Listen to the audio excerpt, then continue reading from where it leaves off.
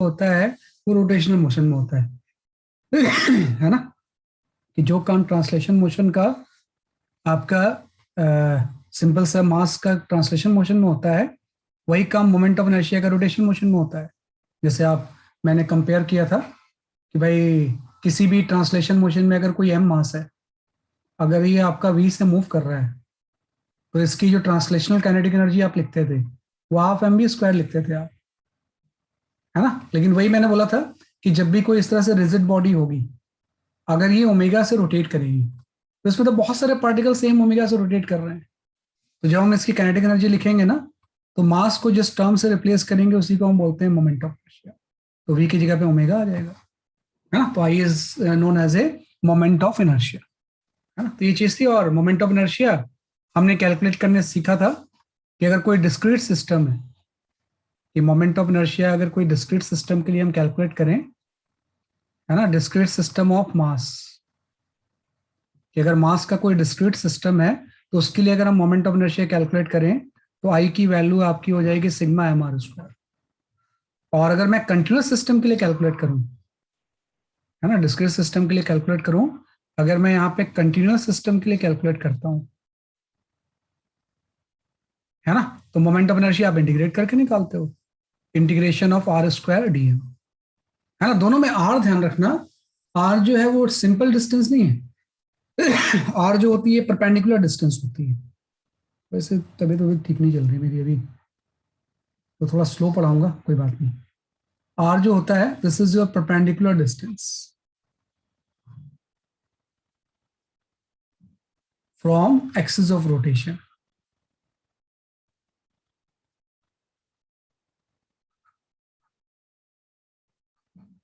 है ना, कि जो आर होता है ये perpendicular distance from the axis of rotation होता है ना, कि इसमें सिंपल डिस्टेंस नहीं है, बल्कि डिस्टेंस जो होता है perpendicular distance from the axis of rotation होता है।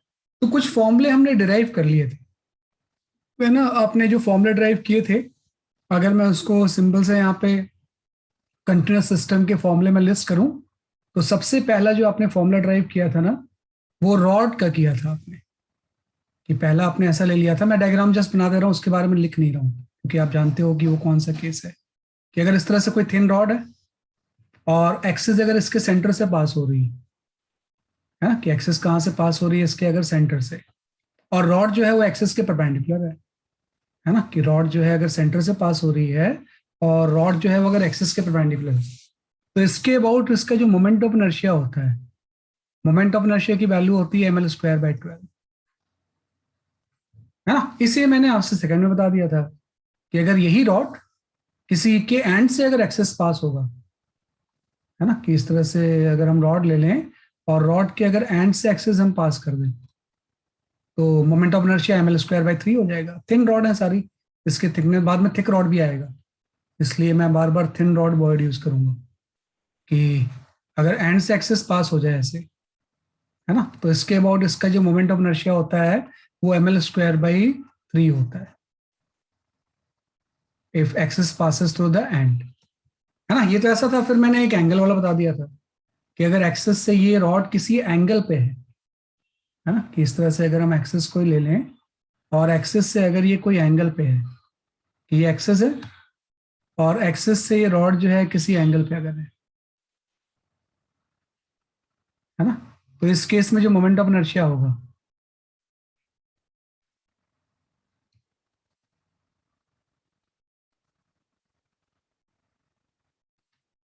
ये अगर थीटा है, तो जो मोमेंट ऑफ इनर्शिया की वैल्यू होगी, अगर एल लेंथ है तो ये आपका हो जाएगा ml² by 3 cos square theta, sorry sine square theta, है ना। तो ये तीन फॉर्मूले हमने डिस्कस किए थे, ml² by 3 sin² by theta. इसी फॉर्मूले को अगर हम कंटिन्यू करें, तो जैसे रॉड तो मैंने देख लिया, और एक और भी था इसमें, वो भी बड़ा इंपॉर्टेंट चीज है, कि अगर कोई रॉड एक्सिस के पैरेलल रखी हुई है ना, कि if rod is parallel to the axis of rotation, है ना, कि जो रॉड है अगर वो एक्सिस ऑफ रोटेशन के पैरेलल है, तो उस केस में जो मोमेंट ऑफ इनर्शिया होता है that is your ml², as a point mass behave करता है ना, कि ये फॉर्मूले जस्ट पिछले क्लास वाले ही हैं, कोई नई चीज इसमें नहीं है। अगर रॉड एक्सिस के पैरेलल रखी हुई है, कि इस तरह से आपकी कोई रॉड है और एक्सिस के अगर ये पैरेलल रखी हुई है ना, और ये डिस्टेंस अगर इस केस में मैं एल ले लूं, तो इस केस में आपको तो एक्सिस के पैरेलल रॉड जो है, अगर इसका मास m है, सॉरी ये डिस्टेंस आप r ले लो, एल से गड़बड़ हो जाएगी, कि ये डिस्टेंस अगर मैं यहाँ पे r ले लूं, Can you show the previous page? अच्छा अभी मैं शो कर रहा हूँ, अभी शो कर रहा हूँ कि अगर m है तो इसका जो मोमेंट ऑफ इनर्शिया होगा ना फोर्थ फॉर्मूले में, that is equal to the m are square, कि पैरेलल के एक्सिस के रॉड जो भी होती है वो एज ए पॉइंट मास ही बिहेव करती है ना। तो ये 4 फॉर्मूले लास्ट क्लास में मैंने बताए थे, आज उसी को आगे हम एक्सटेंड करेंगे, क्योंकि अगर मोमेंट ऑफ इनर्शिया नहीं आएगा ना, फिर तो आगे हम रोटेशनल मैकेनिक्स नहीं पढ़ पाएंगे।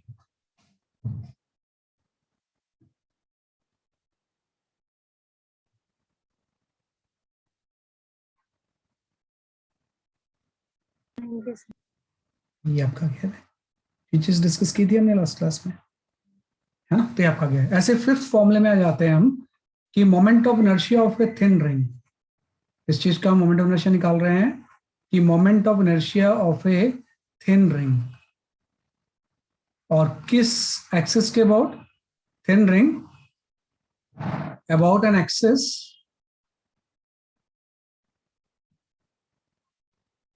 passes through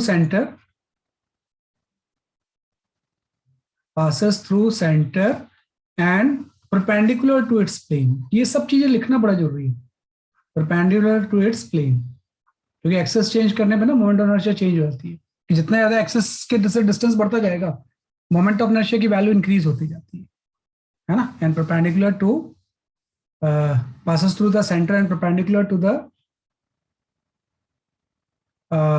plane of ring, plane of ring, जो रिंग होगा उसके प्लेन की कैसा हो जाएगा बेसिकली आपका ये परपेंडिकुलर, है ना। तो उसके अबाउट इसका मोमेंट ऑफ इनर्शिया की वैल्यू कितनी हो, तो ये भी हम कैलकुलेट कर सकते हैं, है ना। तो ये डिराइव करना पड़ेगा आपको। तो पहले तो मैं सिचुएशन समझा देता हूँ कि किस सिचुएशन की हम बात कर रहे हैं। तो सिचुएशन आपका इस तरह से है कि ये कोई रिंग है और ये इस प्लेन में रखी हुई है, तो एक ऐसा एक्सिस है जो कि इसके सेंटर से पास हो रहा है और इसके प्लेन के परपेंडिकुलर है, मतलब जेड एक्सिस के अलॉन्ग है ना, कि एक्सिस जो है वो जेड एक्सिस के अलॉन्ग है।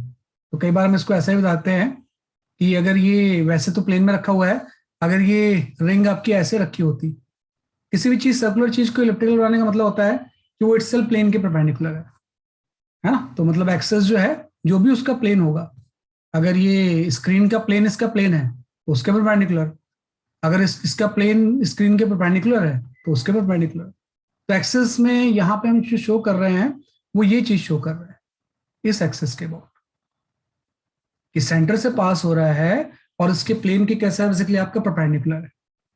तो इसके अबाउट इस रिंग का मोमेंट ऑफ इनर्शिया क्या होगा, है ना। तो मैंने क्या किया, सिंप्लिसिटी के लिए ना ऐसे सॉल्व करना थोड़ा सा मुश्किल होता है, वैसे इसमें भी कर सकते थे हम। तो कई बार होता है जैसे प्लेन के परपेंडिकुलर चीज जो होती है ना उसको हम क्रॉस से शो कर देते हैं। इस क्रॉस का मतलब होता है परपेंडिकुलर टू प्लेन,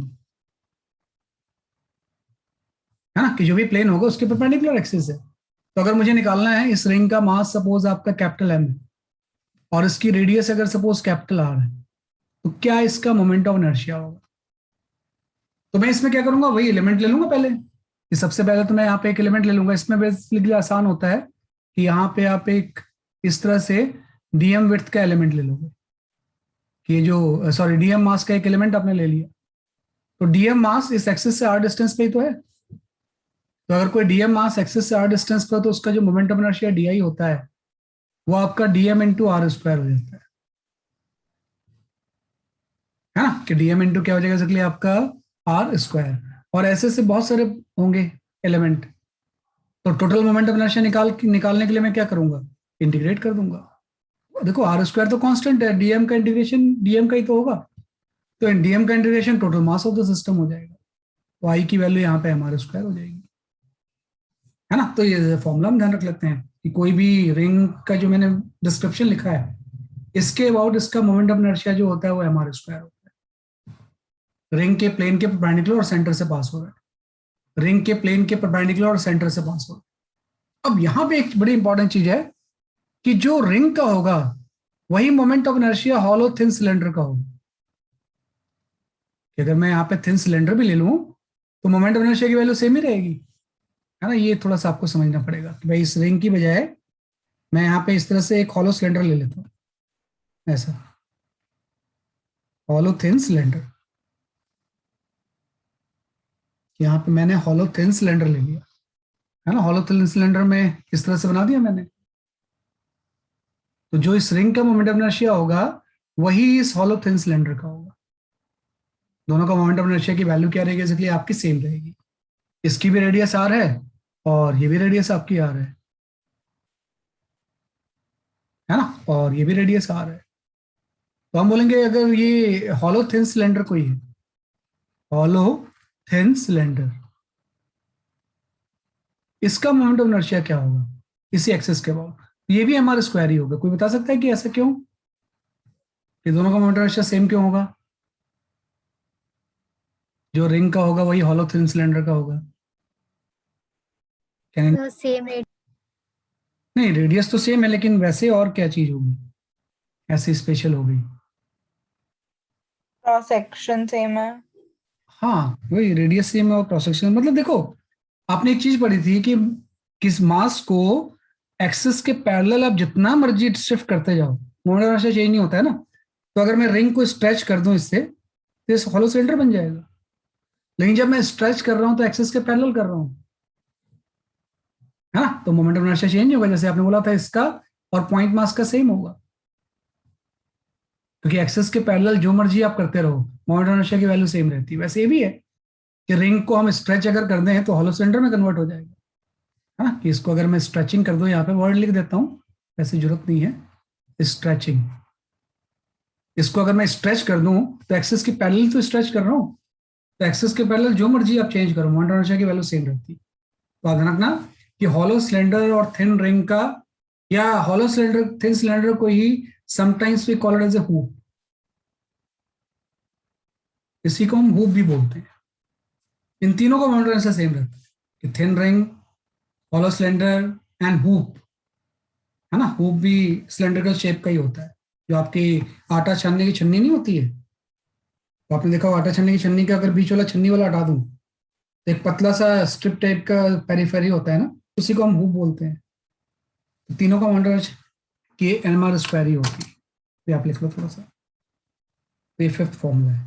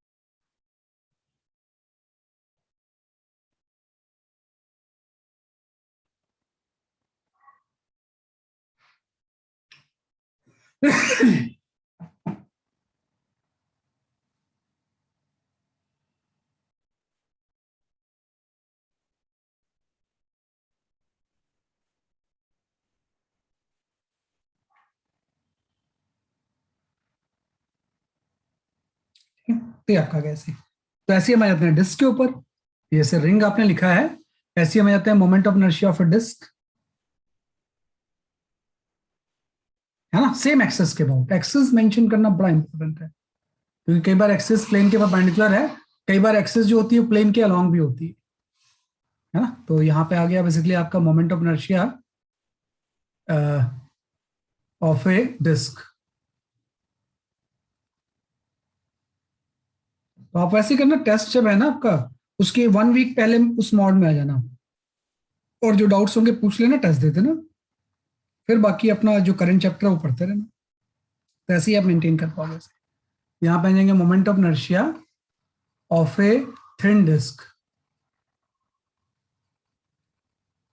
है ना, अबाउट एन एक्सिस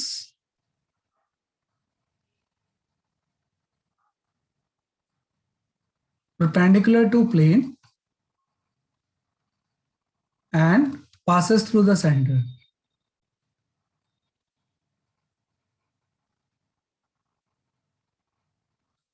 है ना। कि perpendicular to the plane and passes through the centre, ये ऐसा हो जाएगा, है ना। तो इसका मतलब ये हो गया कि डिस्क में आपको पता ही है कि रिंग तो जैसा आपकी बैंगल जैसी चीज हो गई, है ना, और डिस्क का मतलब जो कप मैट होता है ना, कि जो कप मैट है उसको हम बोल सकते हैं बेसिकली आपका डिस्क। तो डिस्क का ही मोमेंट ऑफ इनर्शिया हम निकाल सकते हैं, डिस्क के बीच में ही मास होगा। जैसे रिंग है और डिस्क है, अगर दोनों का मास एंड रेडियस सेम है तो आपको क्या लगता है किसका मोमेंट ऑफ इनर्शिया ज्यादा होना चाहिए?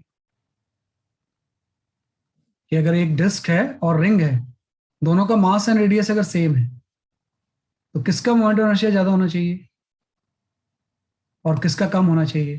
थोड़ा सा लॉजिक लगाओ। डिस्क का ज्यादा होना चाहिए। क्यों ज्यादा होना चाहिए डिस्क का?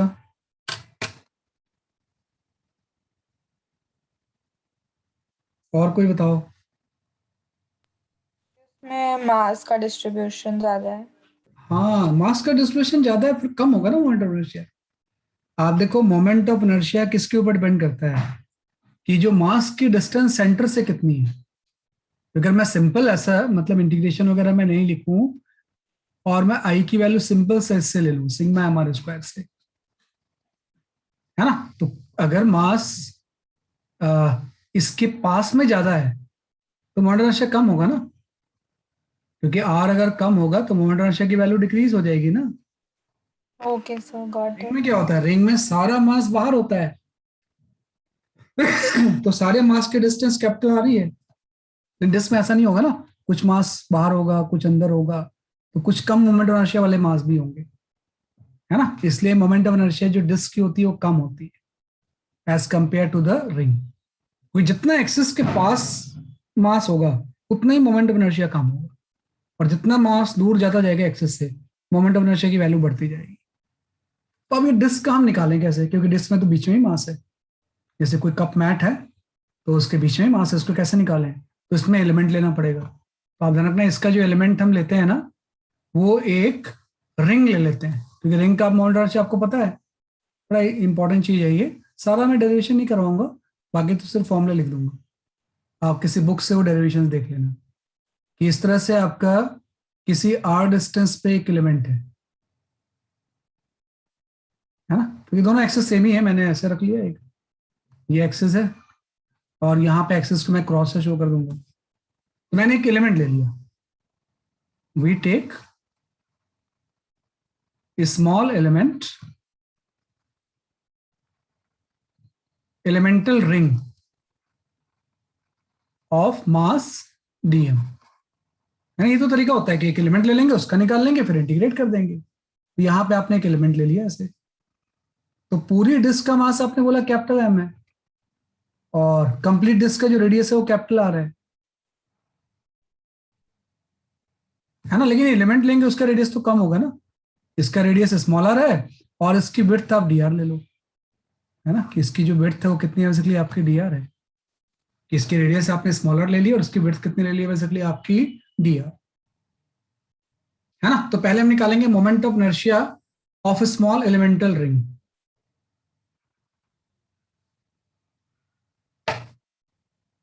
यहां पे हम निकालेंगे moment of inertia of small elemental ring. Small elemental ring जो होगा इसका मोमेंट ऑफ इनर्शिया कितना हो जाएगा, तो इसका मोमेंट ऑफ इनर्शिया मैंने डी आई लिख दिया। तो डी आई की वैल्यू आपको होता है moment of inertia m are square होता है, तो हम लिख देंगे d m into r square. अब आपको पता है ऐसे ऐसे बहुत सारे रिंग होंगे, तो टोटल मोमेंट ऑफ इनर्शिया लिखने के लिए मुझे इंटीग्रेट करना पड़ेगा, integration of d m into r square. अब थोड़ा सा इंटीग्रेट करने में चेंज करना पड़ेगा मुझे ना, तो मैं यूनिटरी मेथड यूज कर लूंगा कि पूरी डिस्क का मास कैपिटल एम है, मैं लिखूंगा पाई आर स्क्वायर अगर एरिया है तो उसका मास कैपिटल एम है, तो यूनिट एरिया का कितना हो जाएगा m by pi r square. इसी को हम बोलते हैं सिग्मा, है ना, सिग्मा ही तो होता है मास पर यूनिट एरिया। और आपको निकालना है जो मैंने शेडेड पोर्शन किया है, अंदर वाली की चीज का नहीं, पाई आर स्क्वायर का नहीं, बल्कि शेडेड पोर्शन का कितना मास है, जो छोटा सा आपने थिन रिंग यहाँ पे लिया हुआ है इसका कितना मास है। तो इसका जो एरिया होगा ना वो आपका 2 पाई आर डी आर हो जाएगा, हाँ 2 पाई आर इसका पेरिफेरी हो जाएगी, डी आर विड्थ हो गई, तो इसका एरिया आ गया ये। तो इसका जो मास हो जाएगा वो आपका यहाँ लिख देता हूँ मैं, इसमें यहाँ पे कंफ्यूज हो जाओगे आप, क्योंकि ये लिखना जरूरी है। भाई पाई आर स्क्वायर का मास m था, तो यूनिट एरिया का मास इतना था, और जो मैंने शेड किया पोर्शन उसका एरिया ये है, तो इसका जो मास जिसको कि हम डीएम बोल रहे हैं, इसकी वैल्यू आपकी हो जाएगी m/πr² इंटू 2πr है ना, कि 2π क्या हो जाएगा, इसलिए आपका dr आ जाएगा। तो आप फिर मोमेंट ऑफ इनर्शिया निकाल लोगे यहाँ पे, इस dm की वैल्यू को इस फॉर्मूले में शिफ्ट कर दो, dm इंटू r², और dm की वैल्यू को यहाँ पुट कर देंगे हम। तो जब पुट करेंगे तो यहाँ पे आ जाएगा m/π R² इंटू 2πr और एक r और मल्टीप्लाई हो गया r², है ना। तो इससे पाई तो आपका कैंसिल हो गया, और जो कांस्टेंट टर्म्स हैं बाहर निकाल लेते हैं। कैपिटल M कांस्टेंट है, 2 कांस्टेंट है, बाई r² कांस्टेंट है, तो इंटीग्रेशन जो होगा वो आपका हो जाएगा r³ इंटू dr, है ना। और स्मॉल r की लिमिट जो होगी वो 0 से कैपिटल R हो जाएगी, तो ये r4/4 हो जाएगा ना। तो अल्टीमेटली मोमेंट ऑफ इनर्शिया जो हो गया वो आपका आ गया 2m/r² इंटू r4/4, तो यहां से कैंसिल हो जाएगा। तो यहां से mr²/2 देखो अभी कि रिंग के हाफ इसका मोमेंट ऑफ इनर्शिया आ गया। और क्यों हाफ आया आपको मैंने बता दिया है कि भाई इसमें मास पास भी तो है, सारा मास पेरीफेरी पे थोड़ी है, रिंग में तो सारा मास पेरीफेरी पे था, तो मास एक्सेस से ज्यादा दूर थे, उसका मोमेंट ऑफ इनर्शिया ज्यादा होगा। इसमें लेकिन बहुत सारा मास जो एक्सेस के पास में भी है, तो इसका जो मोमेंट ऑफ इनर्शिया आ गया वो आपका mr²/2 आ गया। हाँ, तो आपने लिख लिया इसे, है ना। और आपको अगर मैं आपसे पूछूं कि इसका जो मोमेंट ऑफ इनर्शिया होगा डिस्क का किससे सिमिलर होगा, इसका मोमेंट ऑफ इनर्शिया किससे सिमिलर हो जाएगा, जैसे उसका तो हॉलो सिलेंडर से था, इसका सॉलिड सिलेंडर से हो जाएगा। कि अगर मैं कोई सॉलिड सिलेंडर यहाँ पे ऐसा ले लूं, है ना, और एक्सेस का ध्यान रखना, एक्सेस दूसरे तरफ से पास नहीं होनी चाहिए, एक्सेस जो है ऐसे ही होनी चाहिए उसके सिलेंडर के एक्सेस के अलावा।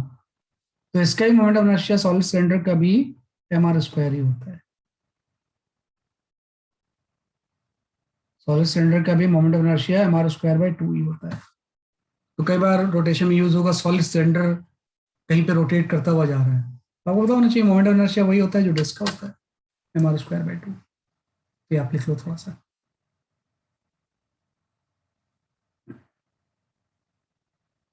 तो सारे डिराइव नहीं करने, बस ये रिंग और रॉड, रिंग और डिस्क का मैंने करवा दिया है, बाकी आप मेमोराइज कर लेना।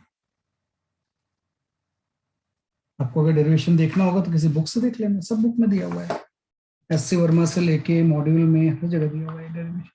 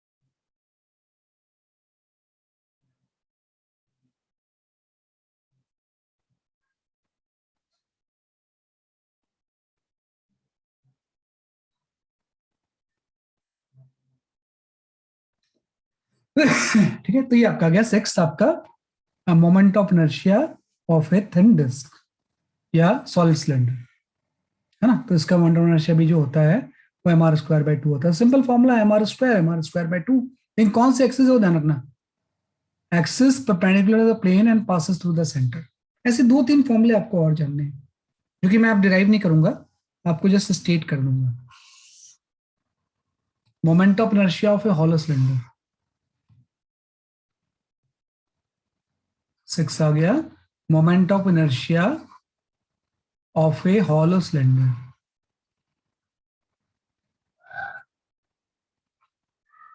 है ना, अबाउट एन एक्सिस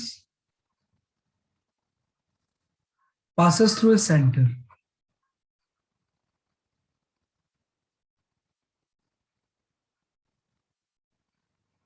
है ना, देखो मैंने प्लेन व्लेन नहीं लिखा है क्योंकि ये तो 3D बॉडी हो गई ना। तो 3D बॉडी में प्लेन का क्या मतलब है, इसमें तो सब एक्सेस सेम जैसी ही होगी।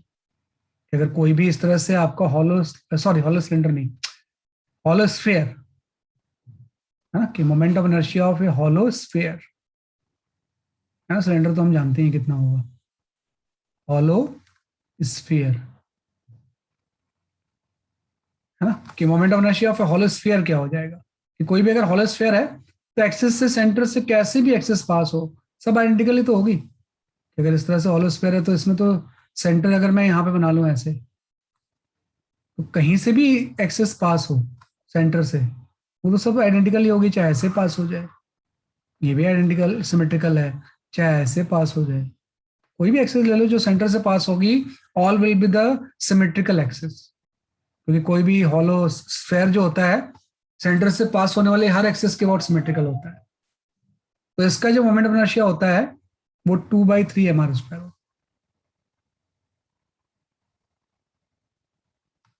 ये आपको याद रखना है। ऐसे आ जाएगा moment of inertia of A solid sphere,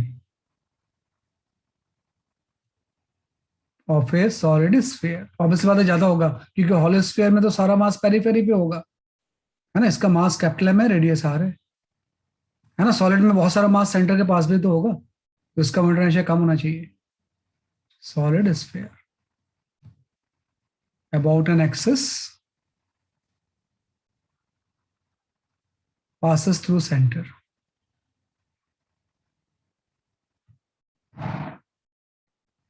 है ना, कि सेंटर से अगर एक्सेस पास हो तो इसके अबाउट इसका मोमेंट ऑफ इनर्शिया क्या होता है वो भी निकाल सकते हैं हम इसमें। इस तरह से अगर कोई आपका है तो इसमें अगर एक्सेस पास होगा सेंटर से, तो चाहे आप एक्सेस ऐसे ले लो, है ना, चाहे आप एक्सेस ऐसे ले लो,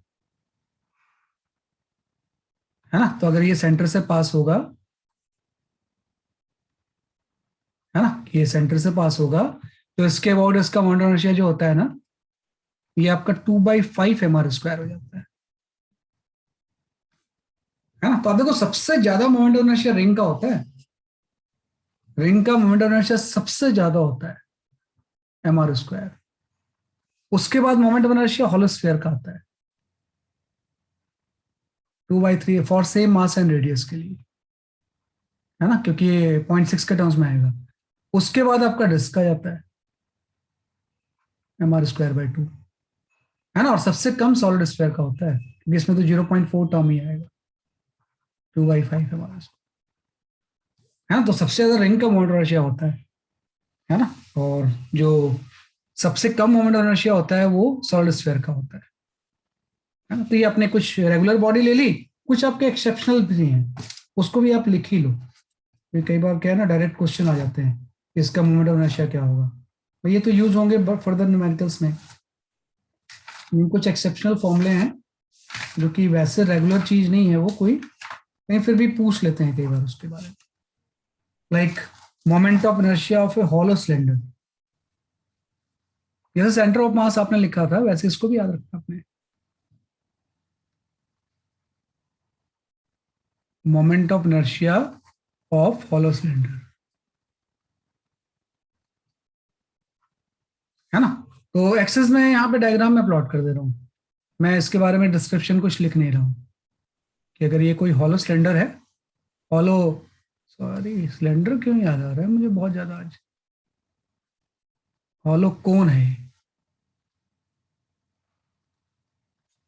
है ना, कि moment of inertia of a hollow cone, कि हॉलो कोन का मोमेंट ऑफ इनर्शिया क्या होगा। तो ये आपका इस तरह से हॉलो कोन है,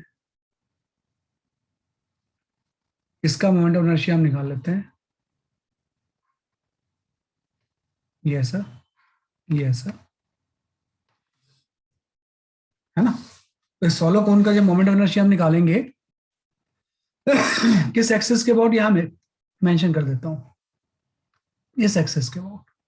तो इसका मोमेंट ऑफ इनर्शिया जो होता है ना, ये भी mr²/2 ही होता है, mr²/2 होता है, दिस जैसा, है ना, डिराइव करके आता है, ऐसा कोई एनालॉजी इसमें नहीं है।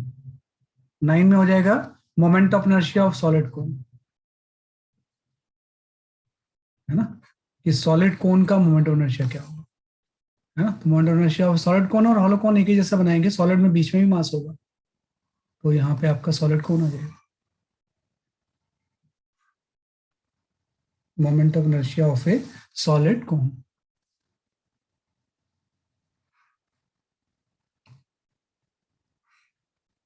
ये आपका आ गया, and this is the axis,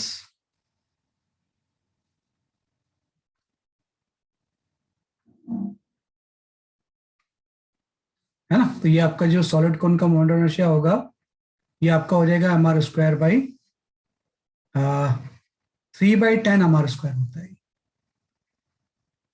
about this axis. इसका जो मोमेंट ऑफ इनर्शिया होता है, एक्सेप्शनल फॉर्मूला है थोड़ा सा, 3/10 mr² होता है, उसको आप लिख लो। एक और फॉर्मूला है, पहले आप 9 कंप्लीट कर लो, तो 10 फॉर्मूले हैं क्योंकि आपको याद रखना है।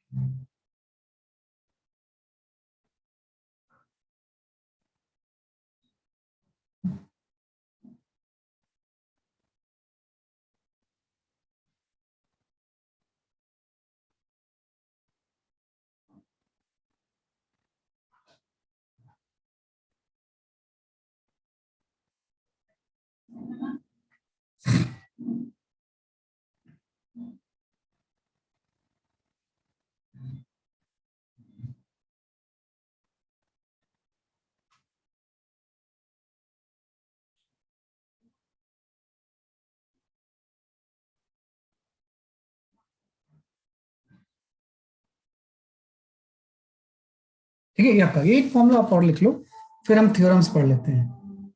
तो पॉइंट नंबर 10 आपका आ गया, moment of inertia of A thick rod, है ना। अब ये थिक रॉड की हम बात कर रहे हैं, अब तक थिन रॉड की बात कर रहे थे। तो 10th फॉर्मूला आपका ये होता है, that is the moment of inertia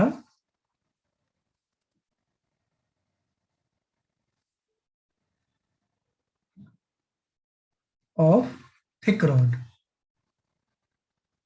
भाई कोई थिक रॉड होगा तो उसका मोमेंट ऑफ इनर्शिया क्या होगा, है ना। थिक रॉड का जस्ट मतलब आपका ये हो गया कि अब तो थिन रॉड की वर्ड मैं यूज कर रहा था, अब पहली बार मैं थिक रॉड वर्ड यूज कर रहा हूँ। तो थिक रॉड को इस तरह से प्लॉट कर सकते हैं इसमें, भाई ये इसका पेरिफेरी सरफेस हो गया और इसकी कुछ रेडियस भी होगी। अब तक हम रॉड की रेडियस की कहाँ बात करते थे, रेडियस से अगर कुछ अप्रिशिएबल है ना तो उसी को थिक रॉड बोलते हैं। ये थिक रॉड हो गया, है ना। और एक्सेस जो है इसके सेंटर से पास हो रही है ऐसे, इस एक्सेस के बाद। अब रॉड में दो पैरामीटर आपको दिए होंगे थिक रॉड में, एक तो लेंथ, अब तक जो थिन रॉड थी उसमें रेडियस बहुत कम होती थी इसलिए वो नेग्लिजिबल होती थी, और एक इसका रेडियस। तो moment of inertia of A thick rod जो होता है ना, आई की वैल्यू ये होती है, ये आप लिख लो, थोड़ा सा डिराइव करके आता है भी force, this moment of inertia is equal to the ml² by 12 plus आपका mr²/4, ये आपका आ जाएगा। इसमें अगर रेडियस बहुत कम होगी तो ml²/12 आ जाएगा। अगर ये वाला टर्म में रेडियस बहुत कम है, थिन रॉड है, ये वाला टर्म नेग्लिजिबल हो जाएगा, ml²/12 आ जाएगा। लेकिन ml²/12 में ये ऐड करना पड़ेगा अगर थिक रॉड है। ये आप लिख लो, 10 फॉर्मूले होते हैं बस।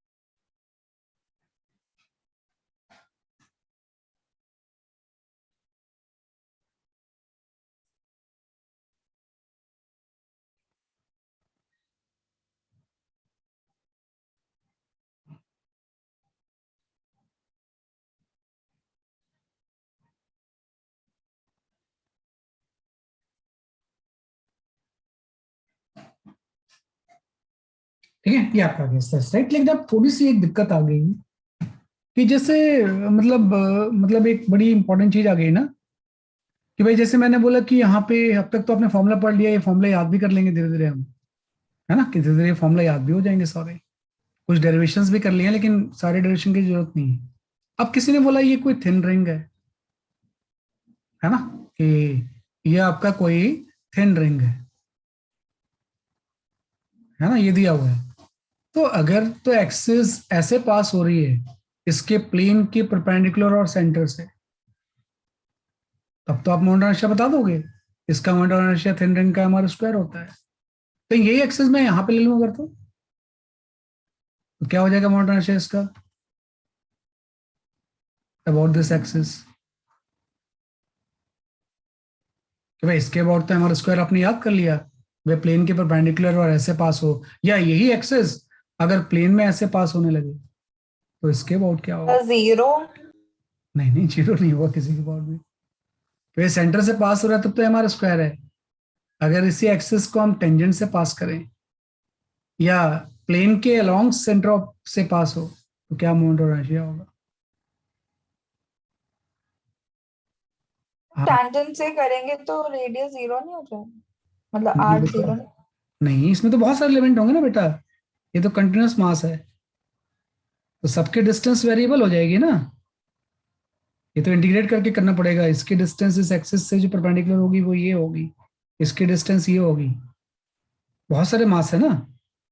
सिर्फ यहाँ पे एक छोटा सा मास जो होगा उसका जीरो हो जाएगा, जहां से टेंजेंट पास हो रहा है, लेकिन बाकी मास की तो कुछ डिस्टेंस है ना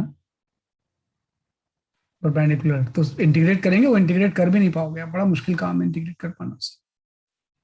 मतलब इंटीग्रेट करके निकालना पड़ेगा, निकाल सकते हैं लेकिन इंटीग्रेट नहीं कर पाएंगे। या इस एक्सिस के अबाउट क्या होगा, तो इस एक्सिस के अबाउट भी सबका डिस्टेंस जो है वो परपेंडिकुलर डिस्टेंस सारे एलिमेंट का वेरिएबल है ना। तो बड़ा मतलब कॉम्प्लिकेटेड सिचुएशन आ जाती है। तो इसको आसान करने के लिए ना, कि ऐसी कॉम्प्लिकेशंस को आसान करने के लिए we have got two theorems. वो थ्योरम यूज करके हम इसको यूज करते हैं, है ना। तो मैं यहाँ पे थ्योरम लिख लेता हूँ। We have got the two theorem, है ना, कि theorem of moment of inertia. इसका जो टाइटल होगा that is the theorem of moment of inertia.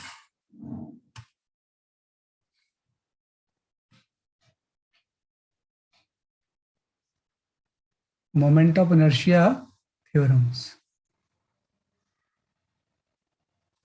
है ना, कि मोमेंट ऑफ इनर्शिया में कौन कौन से थ्योरम्स होंगे, है ना। तो मोमेंट ऑफ इनर्शिया में दो तरह के थ्योरम होते हैं, एक को हम बोलते हैं parallel axis theorem,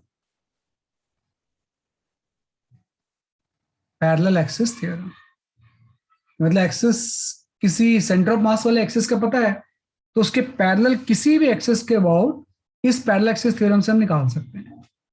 this is called as a parallel axis theorem. इसका डेरिवेशन भी आपको जानना है कि इसको ड्राइव कैसे किया हमने। पहले तो मैं थ्योरम लिख देता हूँ। क्या होता है, किसी भी शेप की बॉडी है, रिजिड है सपोज, है ना, कि इस तरह से किसी भी शेप की बॉडी है, 2D 3D कुछ भी हो सकता है, किसी भी आर्बिट्रेरी शेप की बॉडी है। इसका सेंटर ऑफ मास मुझे पता है कि यहाँ पे कहीं पे है। तो सेंटर ऑफ मास से अगर एक्सेस जा रहा है ऐसे, तो इसके अबाउट सेंटर ऑफ मास से अगर एक्सेस पास हो रहा है तो इसके अबाउट इसका मोमेंट ऑफ इनर्शिया मैंने बोला है कि आईसी है ना, कि इसके अबाउट इसका मोमेंट ऑफ इनर्शिया कितना है। अगर ये सेंटर ऑफ मास है तो सेंटर ऑफ मास के अबाउट इसका मोमेंट ऑफ इनर्शिया आईसी है। तो IC is the moment of inertia about center of mass about an axis passes through center of mass।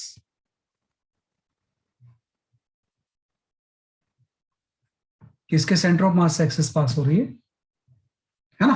इसके पैरेलल अगर कोई दूसरा एक्सिस मैं ले लूं, है ना, अगर मुझे निकालना सेंटर ऑफ मास के बाद सब मुझे पता है, अब मैं निकालना चाहता हूं इसके पैरेलल एक एक्सिस है, इसके अबाउट इसका मोमेंट ऑफ इनर्शिया क्या होगा।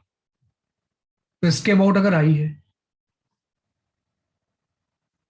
है ना, तो अगर I is the moment of inertia about an axis parallel to axis passes through center of mass, passes through center of mass, है ना, वो मुझे निकालना है। जैसे उस केस में मुझे यही तो निकालना था कि अगर सेंटर ऑफ मास का मुझे पता है हमारा स्क्वायर है, तो उसके पैरेलल अगर टेंजेंट से पास होगा तो कितना होगा, ये अगर मुझे निकालना है ना। तो अगर ये डिस्टेंस मुझे पता है कि इन दोनों एक्सेस के बीच की डिस्टेंस, और ये एक्सेस बॉडी के बाहर भी हो सकती है ना, कि जो एक्सेस है वो बाहर की बात होती है। तो एच जो हम ले लेते हैं perpendicular distance between two axes, अगर ये है, और बॉडी का मास अगर m है, तो सिंपल सा थ्योरम होता है कि आई इक्वल टू जो होता है parallel axis theorem, I equal to जो होता है वो I C plus M H square होता है। बस ये याद रखना आपने। ड्राइव कैसे होता है वो बताता हूँ आपको मैं, लेकिन पहले आप ये थ्योरम याद रखो कि अगर आईसी मुझे पता है तो इससे एस डिस्टेंस पे अगर कोई दूसरी एक्सेस पास हो रही है तो उसमें एम एच स्क्वायर ऐड हो जाएगा, तो उस एक्सेस के अबाउट मोमेंट ऑफ इनर्शिया हो जाएगी। एक्सेस बॉडी पे भी हो सकती है, बॉडी के बाहर भी हो सकती है। तो इसी को हम बोलते हैं पैरेलल एक्सिस थ्योरम। बहुत इंपॉर्टेंट चीज है, क्योंकि कितने फॉर्मूले आप डिराइव करोगे, एक्सेस तो कहीं भी ले सकते हैं हम, है ना, कि एक्सेस तो हम कहीं भी ले सकते हैं। तो आई इक्वल टू हो गया I C plus M H square.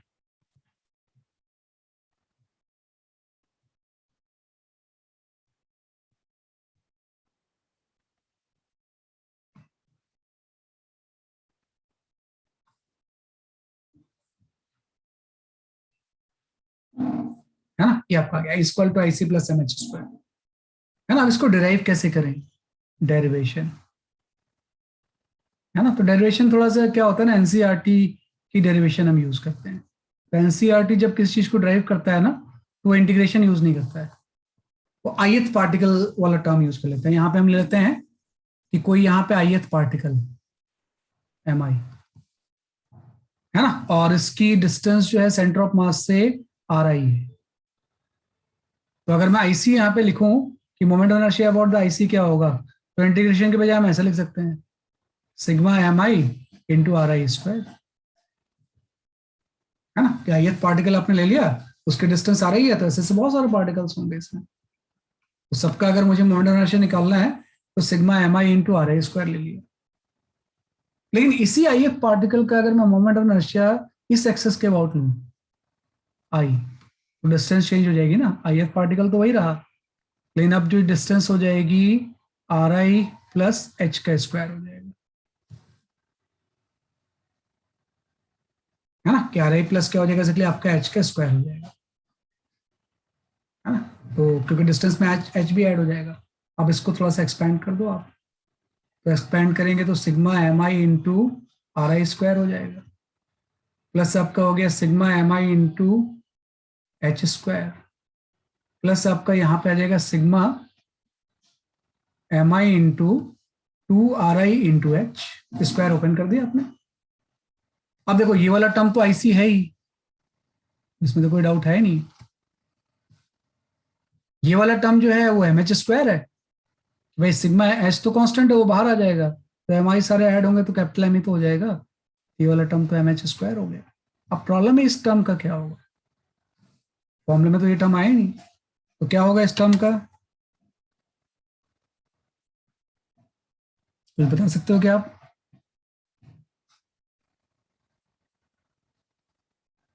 देखो मास मोमेंट, इस चीज को मास मोमेंट ही तो हम बोलेंगे। इसको मैं अगर फॉर टाइम भी यहाँ पे लिख भी लूँ, तो इसमें मुझे पता है कि इसमें 2 तो बाहर आ जाएगा, एच भी बाहर आ जाएगा, क्योंकि ये तो कांस्टेंट है। ये आपका हो जाएगा सिग्मा एम आई इंटू आर। तो मास को डिस्टेंस से जब मल्टीप्लाई करते हैं तो ये मास मोमेंट होता है। तो सिंपल से एक आपने सेंटर ऑफ मास में कंसेप्ट पढ़ा था कि mass, total mass moment, mass moment about centre of mass of a system of particle, particle is always zero, is always zero. ये हमेशा होता है कि टोटल मास मोमेंट अगर हम निकालें, इस टर्म्स को ही मास मोमेंट बोलते हैं, है ना। टोटल मास मोमेंट का मतलब यहाँ पे सिग्मा एम आई इंटू एर आई होगी। तो ऐसे से बहुत सारे पार्टिकल होंगे, सबका सबका अगर मैं मास मोमेंट निकालूं सेंटर ऑफ मास के बोर्ड, तो जीरो होता है। आपने देखा होगा ये वाला कर रहे थे जब हम M1 R1 minus M2 R2 equal to zero आ गया था सेंटर ऑफ मास के बोर्ड, है ना।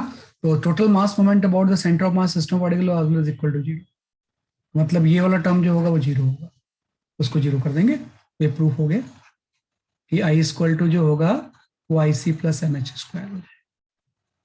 तो ये आने के बाद आपकी चीजें बड़ी आसान हो गई, तो आपको कुछ सोचना ही नहीं है ना। जैसे कि इससे वेरीफाई कर लेते हैं कि सही है नहीं सही है। जैसे किसी को आपको थिन रॉड दे दिया गया, है ना, जो आपको पता है उसी से स्टार्ट करते हैं पहले हम, है ना, कि भाई आपको एक यहाँ पे थिन रॉड दे दिया गया,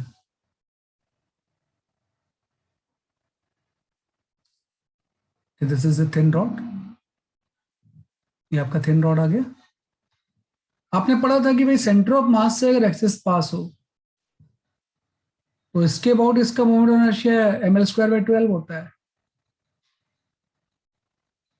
अब मुझे अगर ये वैसे पता है कि ml²/3 होता है, अगर मुझे इसके अबाउट निकालना है, मैं पैरेलल एक्सिस थ्योरम यूज कर लूंगा कि अगर इसके अबाउट आई है तो आई इक्वल टू हो जाएगा आई सी, तो आई सी तो हो जाएगा ml²/12 plus M H square, ये जो डिस्टेंस है यही तो हो जाएगी, तो एज डिस्टेंस आपका L/2 हो जाएगा, तो प्लस एम इंटू L²/4, तो इसको सॉल्व करेंगे तो ml²/3 आ जाएगा, है ना। तो मतलब इसी के अबाउट नहीं, कहीं से भी पैरेलल एक्सिस पास हो, L/4 से पास हो, बाहर से पास हो, किसी भी पैरेलल एक्सिस के अबाउट निकाल सकते हैं।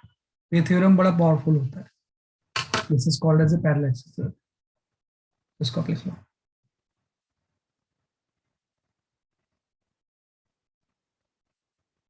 और ये एनसीईआरटी में डेरिवेशन पूछा जाता है आपसे, बस तो ऑब्जेक्टिव में नहीं पूछा जाएगा, लेकिन पूछ लेते हैं।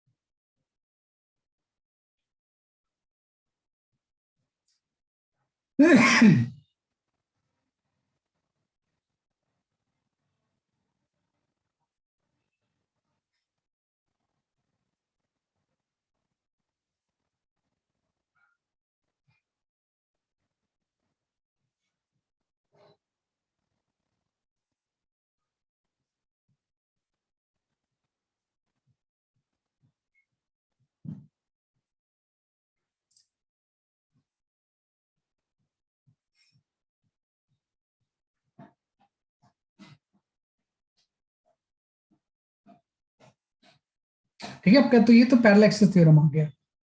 अब वही बात है कि परपेंडिकुलर एक्सिस थ्योरम भी एक होता है ना, कि परपेंडिकुलर एक्सिस थ्योरम है ना। तो I equal to I C plus M H square, एकदम आसान सी चीज है ये, है ना। डेरिवेशन जानना है इसका, तो डेरिवेशन अगर जरूरत नहीं होता तो मैं नहीं करवाता। तो नेक्स्ट आ गया परपेंडिकुलर एक्सिस थ्योरम।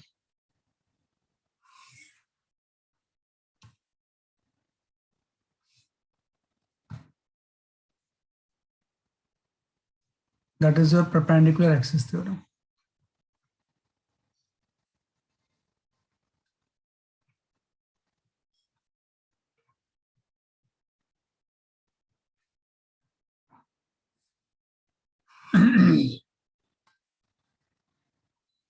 है ना। तो जो परपेंडिकुलर एक्सिस थ्योरम होता है, ये ध्यान रखना कि perpendicular axis theorem is only valid for planar body. मतलब प्लेनर बॉडी के लिए वैलिड है ये, है ना। ये किसी 3D बॉडी के लिए वैलिड नहीं है, स्फीयर वगैरह के लिए, है ना। प्लेनर बॉडी के लिए वैलिड है। प्लेनर बॉडी का एग्जांपल हो जाएगा कोई शीट हो गई, डिस्क हो गया, है ना, रिंग हो गया, ये सारी बॉडी इन प्लेन होती है। Not valid for sphere, hollow या सॉलिड, उसके लिए परपेंडिकुलर थ्योरम हम यूज करते हैं। तो कोई भी ये इस तरह से प्लेनर बॉडी है, ये प्लेन में सपोज आपकी ऐसी रखी हुई है किसी भी शेप की, है ना, किसी भी शेप की। पहले बॉडी 3D बॉडी भी हो सकती थी। Perpendicular axis theorem planar body के लिए खाली वैलिड हो, नॉट नेसेसरी। ये किसी के लिए भी, स्फीयर के लिए वैलिड हो सकता है, सबके लिए, है ना। लेकिन यहाँ पे सिर्फ मैंने प्लेन बॉडी ली हुई है, जैसे शीट का पीस लिया हुआ है इस तरह से, है ना, कि ये जो बॉडी है वो शीट की क्या है, बेसिकली आपकी पीस है कोई।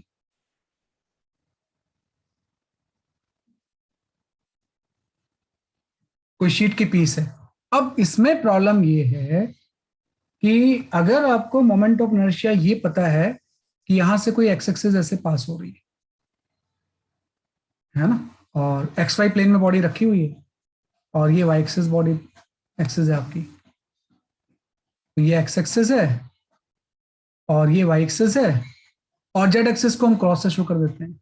वैसे तो इस तरफ होता है, लेकिन जेड एक्सिस को मैं यहाँ पे क्रॉस से शो कर दे रहा हूँ। This is your Z axis. तो अगर इसमें ये पता है आपको प्लेनर बॉडी का, body lie in X Y plane, X Y plane की बॉडी एक्स वाई प्लेन में लाई कर रही है। इफ इस बॉडी की moment of inertia X axis के अबाउट अगर आई एक्स है, moment of inertia of body about X axis ये है, और आई वाई जो है moment of inertia body about Y axis, ये आपको पता है, हो सकता है बॉडी अबाउट वाई एक्सिस। ये मैं जस्ट अभी बता दे रहा हूं, इसके बारे में पढ़ेंगे हम नेक्स्ट क्लास में। बस मैं इसको डिराइव करके छोड़ दूंगा, अभी हम पैरेलल पे फोकस करेंगे, नहीं तो दोनों में मिक्सअप हो जाता है कई बार। और आईजेड जो होता है ना, this is the moment of inertia about the Z axis, about Z axis ये है। तो अगर ये तीनों एक्सिस आपको पता है, मतलब दो एक्सिस का पता है, तो परपेंडिकुलर एक्सिस थ्योरम ये बोलता है कि जेड एक्सिस के अबाउट जो मोमेंट ऑफ इनर्शिया होगा, ये I X and I Y का सम है। This is called as a perpendicular axis theorem.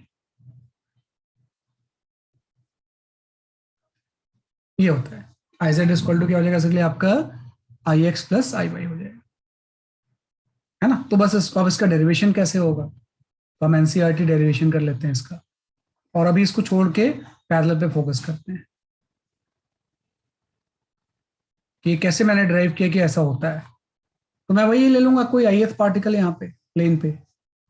अब ith अगर पार्टिकल होगा तो इसकी कुछ कोऑर्डिनेट होंगे। तो सपोज इस ith पार्टिकल का जो कोऑर्डिनेट है वो एक्स वाई है, तो एक्स वाई कोऑर्डिनेट का मतलब ये वाला डिस्टेंस जो होगा वो एक्स हो जाएगा, है ना, और ये वाला डिस्टेंस जो हो जाएगी ये वाई हो जाएगी, है ना। और ये वाले डिस्टेंस जो हो जाएगी ये कोई आप आर ले लो, बाद में इसको आर की वैल्यू हम पाइथागोरस से निकाल सकते हैं कितनी होगी, कि ये बीच का जो डिस्टेंस है इसका पोजीशन वेक्टर वो आर हो जाएगा, आपका आर हो गया। कोई पॉइंट को आपने लोकेट कर दिया कि एक्सेस के रिस्पेक्ट में एक्स एक्सिस है एक्स है, वाई एक्सिस वाई हो गया, और इसका पोजीशन वेक्टर आर हो गया, क्योंकि ऑरिजिन से इसको मिलाने में मिल रहा है। तो अगर मैं आपसे पूछूं कि इस पूरे बॉडी का moment of inertia X axis के बाद क्या हो, तो मोमेंट ऑफ इनर्शिया क्या होता है, ये सिग्मा लगा लेंगे हम यहाँ पे, ith particle into x axis से परपेंडिकुलर डिस्टेंस। तो आप देखो एक्सिस की परपेंडिकुलर डिस्टेंस एक्स नहीं है, बल्कि एक्स से परपेंडिकुलर डिस्टेंस वाई है, तो एम आई इंटू वाई स्क्वायर हो जाएगा, है ना भाई। ऐसे से बहुत सारे पार्टिकल्स होंगे, एक पार्टिकल का निकाल के सबका सम कर दिया मैंने। ऐसे वाई एक्सिस के अबाउट अगर मैं निकालूं तो ये वाई एक्सिस है, वाई एक्सिस से परपेंडिकुलर डिस्टेंस जो इस पार्टिकल की होगी वो एक्स हो जाएगी, ये आपका हो जाएगा सिग्मा एम आई इंटू एक्स स्क्वायर, है ना। और अगर मैं जेड एक्सिस के अबाउट निकालूं तो सिग्मा एम आई, और जेड एक्सिस इसके परपेंडिकुलर डिस्टेंस आर ही तो है, जेड एक्सिस प्लेन के परपेंडिकुलर है, तो परपेंडिकुलर डिस्टेंस इसकी आर हो जाएगी, तो सिग्मा आर एम आई इंटू इसके आगे भी वाई आई लिख लो आप ऐसे, वाई आई एक्स आई, है ना। तो ये जो चीज होगी वो आर आई स्क्वायर हो जाएगा। बस आप कोई भी इसको रिलेट कर सकता है, क्योंकि आर आई स्क्वायर की वैल्यू क्या हो जाएगी, x I square plus Y I square. तो जब मैं यहाँ पे आई एक्स और आई वाई को सम करूंगा तो ये आपका हो जाएगा सिग्मा एम आई, कॉमन ले लो, into X I square plus Y I square, और से वाई एक्स आई स्क्वायर और वाई स्क्वायर की वैल्यू क्या हो जाएगी आपकी sigma M I R square, और सिग्मा आई आर स्क्वायर ही आई जेड है ना। तो अगर कोई बॉडी एक्स वाई प्लेन में है तो एक्स के अबाउट अगर इसका moment of inertia I X है, वाई के अबाउट अगर आई वाई है, तो जेड के अबाउट दोनों का सम होता है ना। लेकिन ये चीज जो है ये वैलिड किसके लिए है, सिर्फ ओनली फॉर प्लेनर बॉडी, है ना। Perpendicular axis theorem is not valid for 3D body, 3 dimensional body like sphere इसके लिए वैलिड नहीं होता है, सिर्फ प्लेनर बॉडी के लिए वैलिड है ना। तो ये आप लिख लो थोड़ा सा। तो दो थ्योरम है जो आपने 10 फॉर्मूले लिखे हैं, और इस दो थ्योरम को यूज करोगे किसी भी बॉडी का किसी भी एक्सिस के अबाउट निकाल सकते हो मोमेंट ऑफ इनर्शिया।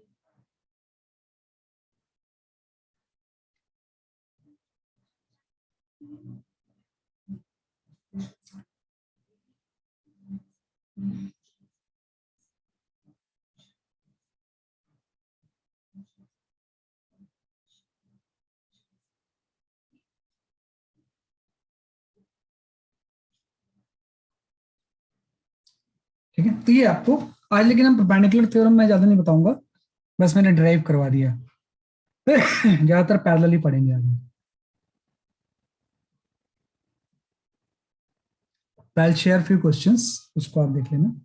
जस्ट आपने ये चीज पढ़ी कि we have gone through the 10 formula of moment of inertia, है ना, कि 1 2 3 कुछ तो हमने लास्ट क्लास में पढ़ लिए थे, कुछ डिराइव भी कर लिए, कुछ नहीं भी किए।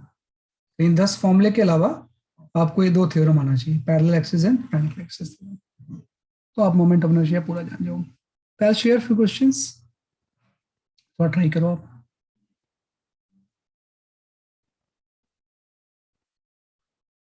है ना। जैसे अब वो क्वेश्चन आपके लिए कोई आसान सी चीज हो गई, मैंने स्टार्टिंग में पूछा था आपसे, है ना, कि अब जो क्वेश्चन था वो आपका वो आसान सी चीज हो गई, कि मैंने ये तो पूछा था कि रिंग के टेंजेंट से अगर एक्सिस पास हो रहा है तो उसके अबाउट इसका मोमेंट ऑफ इनर्शिया क्या होगा, है ना। तो ये आपका रिंग है ना, इन रिंग अगर इसके टेंजेंट से एक्सिस पास हो रही है ऐसे, तो इसके अबाउट क्या होगा।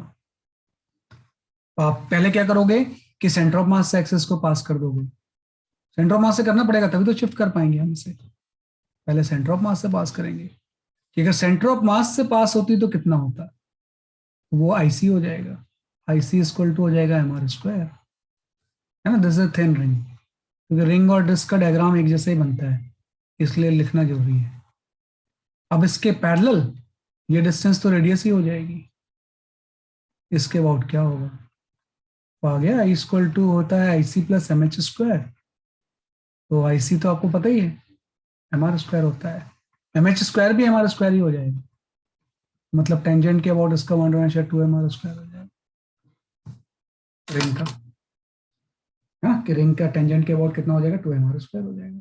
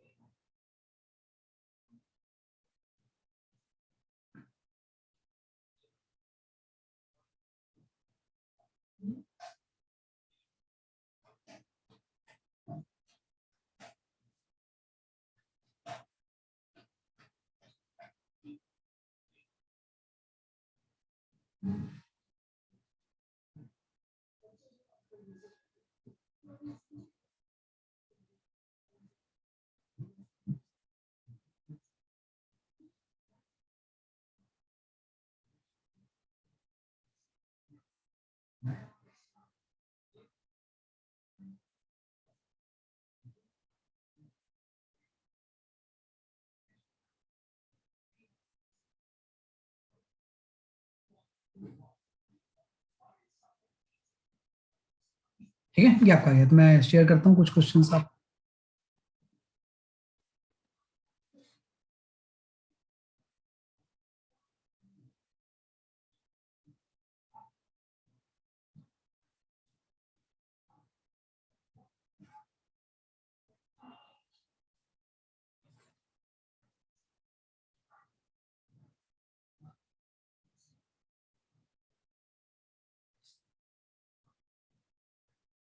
हाँ, ये कर लो जरा सा ना, ये नहीं कर पाओगे यार आप भी, क्योंकि इसमें पैरेलल एक्सिस थ्योरम यूज होता है, वो हमने भी पढ़ा नहीं ज्यादा, ये कर ही चुके थे हम लास्ट क्लास में। हाँ, you can go for this question.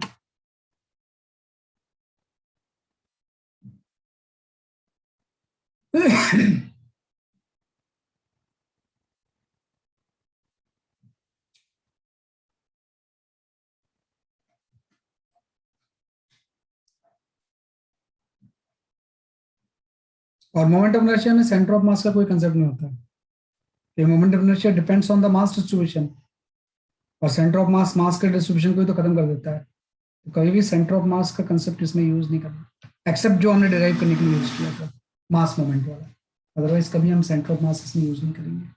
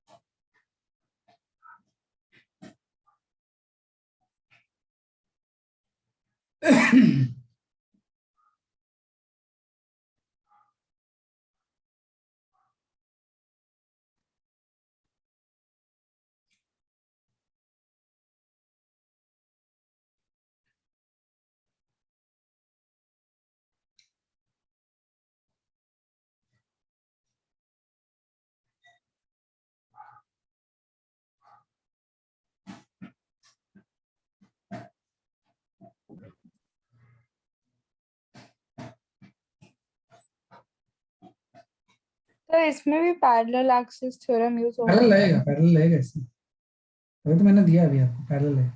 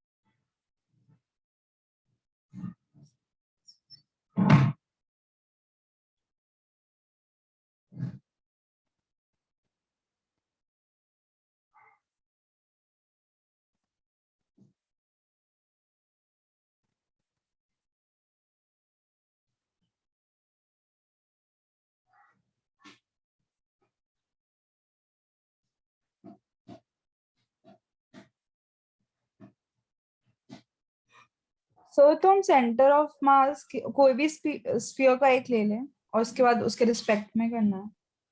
नहीं, इसने एक्सेस दिया हुआ है ना, about any side of the square, सही बात है, कोई भी साइड ले लो आप ऐसे इसके अबाउट, है ना, जैसे आप ये एक्सेस ले लो कोई भी, मतलब आप इस एक्सेस को ऐसे आइडेंटिफाई कर दो, मुझे इस एक्सेस के अबाउट निकालना है, किसी भी एक साइड को ऐसे भी ले सकते थे, ऐसे भी ले लो, मैंने ये चेक कर लिया कि इसके अबाउट मुझे निकालना है, और फिर सारे मोमेंट ऑफ नेचर को ऐड करते जाओ आप, अपने आप आ जाएगा, इस एक्सेस के अबाउट मुझे निकालना है।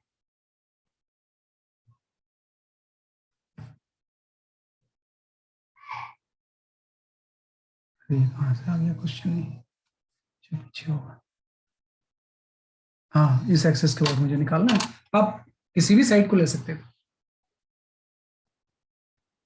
तो पहले स्फीयर 1 का निकालो, फिर स्फीयर 2 का निकालो, फिर 3 का निकालो, फिर 4 का निकालो, चारों को ऐड कर दो सेम एक्सिस के अबाउट।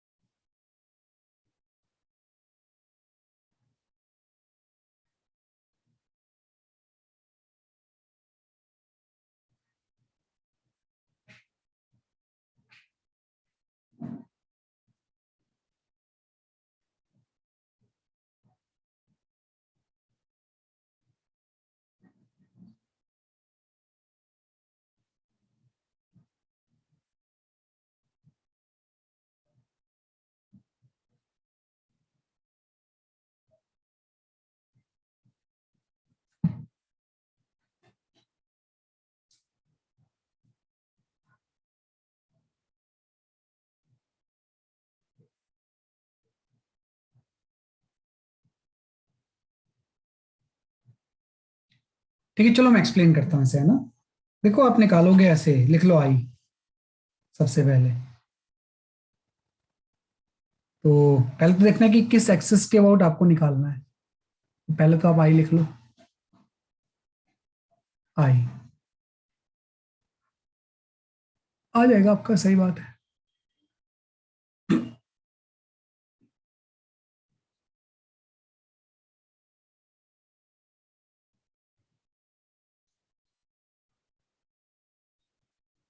हाँ, वो पॉइंट मास नहीं ले सकते ना बेटा, वही तो मेन कंसेप्ट है। आप पॉइंट मास गलत ले रहे हो, पॉइंट मास नहीं ले सकते किसी चीज को हम। मोमेंट ऑफ इनर्शिया में किसी भी चीज को हम पॉइंट मास नहीं ले सकते, पॉइंट मास नहीं ले सकते किसी भी चीज को। मतलब इसमें जैसे मैं बोलूँ कि ये एक्सेस है, तो मैं स्फीयर 1 का मान लो निकाल रहा हूँ, तो क्या मैं बोल सकता हूँ इसका मोमेंट ऑफ इनर्शिया 0 होगा? नहीं होगा। No sir. नहीं, क्योंकि ये पॉइंट मास थोड़ी है। पॉइंट मास होता तो हो जाता, और स्फीयर को हम पॉइंट मास नहीं बना सकते। मतलब सेंटर ऑफ मास वाला कंसेप्ट यहाँ पे बिल्कुल यूज नहीं करते हैं। तो हम लिखेंगे, ये तो सीधे फॉर्मूला ही होता है। अगर मैं 1 का लिखूंगा कितना मोमेंट ऑफ इनर्शिया होता है, तो ये तो एकदम आसान है। इसका अगर रेडियस ए है, तो अभी आपने फॉर्मूला पढ़ा 2/5 m²। इसमें तो कुछ करना ही नहीं है आपने, क्योंकि इसके सेंटर से तो पास हो रहा है एक्सिस, और सेंटर के अबाउट ही जानते हैं हम। ऐसे 4 का भी ऐसे ही है। और ये 1 का हो गया फर्स्ट स्फीयर का, और ये आपका 4 का हो गया, ये भी 2/5 m² हो गया। तो इसमें तो कोई डाउट है ही नहीं 1 और 4 में, है ना, इसमें कोई डाउट नहीं। अब इसको ऐसा नहीं कि 3 और 4 को हम पॉइंट मास बना लेंगे, ऐसा नहीं। हम ऐसा मान लेंगे कि 3 एंड 4 की ये एक्सिस सेंटर ऑफ मास से पास नहीं हो रही है ना। तो अगर कोई ऐसी एक्सिस पास होती है यहां से, तो इसके अबाउट इसका आईसी क्या होता है इस 3 एंड 2 का, तो आईसी आपको पता चल जाता है। आईसी आपका 2/5 m² हो जाता है। तो भाई इसके भी सेंटर से पास हो रही थी, इसके भी अगर सेंटर से पास होती, तो 2/5 m² होगा। लेकिन इसके अबाउट थोड़ी निकालना है आपको, निकालना तो इस एक्सिस के अबाउट है।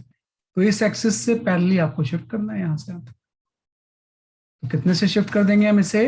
बी से शिफ्ट कर देंगे। तो I equal to IC + MH² होता है। तो जब मैं आपका सेकंड का निकालूंगा या थर्ड का निकालूंगा, बात एक ही होती है। तो मैं लिखूंगा पहले IC 2/5 m² + MH²। H यहाँ पे MB² हो जाएगा। तो ये मैंने मोमेंट ऑफ इनर्शिया लिख दिया बेसिकली आपका 2 का। और जैसा 2 का होगा वैसे ही आपका 3 का भी हो जाएगा। उसका भी सेंटर ऑफ मास के अबाउट तो 2/5 m² ही होगा, प्लस 20 से शिफ्ट कर देंगे यहाँ पे, क्योंकि निकालना तो इस एक्सेस के अबाउट है ना, आपने एक बार चूज कर लिया इसके अबाउट निकालना है, तो फिर हम एज्यूम कर सकते हैं कि अगर यहाँ से एक्सेस पास होती तो कितना होता, तो ये पैरेलली शिफ्ट करना पड़ेगा, तो प्लस आपका यहाँ पे mv स्क्वायर हो जाता है ना, तो ये भी आपका 3 का हो गया, तो टोटल मोमेंट ऑफ इनर्शिया सबको सम करके आ गया। जब भी हम सम करेंगे तो सेम एक्सेस के अबाउट, इसमें तो कुछ है ही नहीं, इस पूरे से आपका मेरे ख्याल से एम ए स्क्वायर वाले टर्म सारे ऐड हो जाएंगे, 2/5 2/5 है ना, 4 टर्म होंगे ये, 8/5 8/5 mm mm है ना, प्लस यहाँ पे एम बी स्क्वायर वाला टर्म टर्म भी ऐड हो जाएगा, तो twice of M B square, ये भेजा था क्या आपने? Yes sir. फिर सही आंसर था आपका, मेरे पास एक्चुअली इसका आंसर नहीं है, आपने बिल्कुल सही किया है, बिल्कुल सही आंसर लिखा है आपने। आई थॉट कि आपने उसको पॉइंट मास तो नहीं बना दिया, एम बी स्क्वायर से नो। हो गया था, वो 8/5 में नहीं देगा था, सही आंसर किया आपने बिल्कुल, ये ऐसे करना है आपने। ये आपका गया।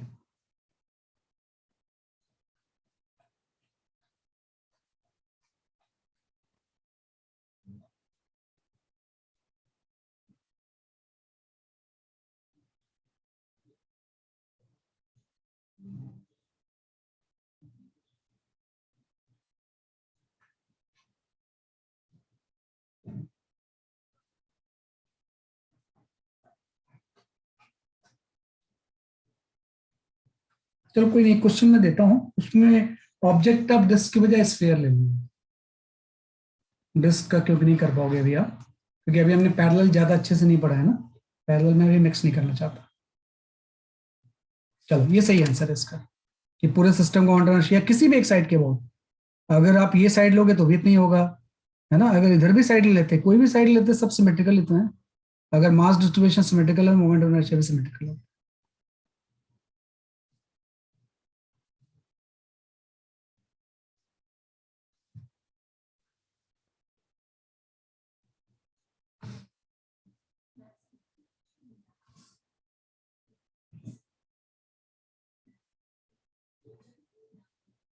हाँ ये लिख लो, इसमें रिंग के बजाय ना I have taken it as a 3, आप इसको हॉलो स्फीयर ले लो, और ये ऑप्शन इग्नोर कर लो और सॉल्व कर लो, कितना आ रहा है आपका, ये हॉलो स्फीयर है ना, तो इस एक्सिस के अबाउट क्या होगा, ये एक्सिस ने शो किया हुआ है, क्योंकि अगर रिंग लोगे ना तो अभी पैरेलल एक्सिस थ्योरम पे लगेगी आपको, perpendicular axis theorem, hollow sphere का पैरेलल से ही हो जाएगा। अब ये हॉलो स्फीयर है, ध्यान रखना।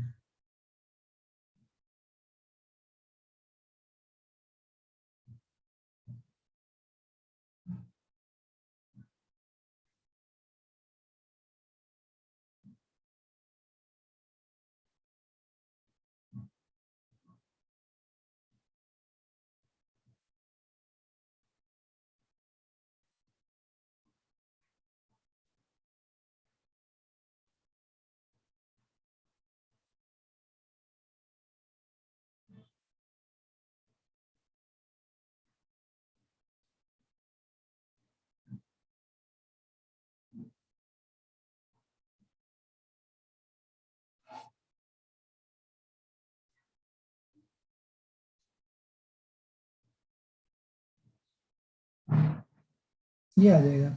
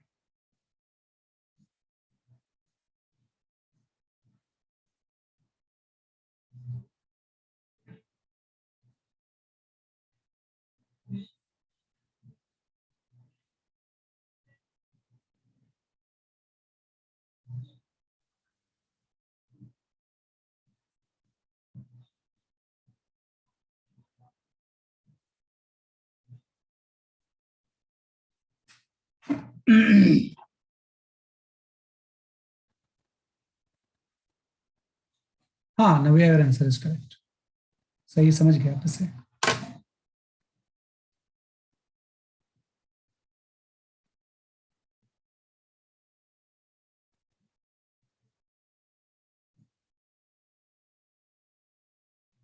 ठीक है, ये आपका कैसे, तो एकदम सिंपल सा है, जस्ट मैं बता देता हूँ, फिर क्लास ऑफ करते हैं।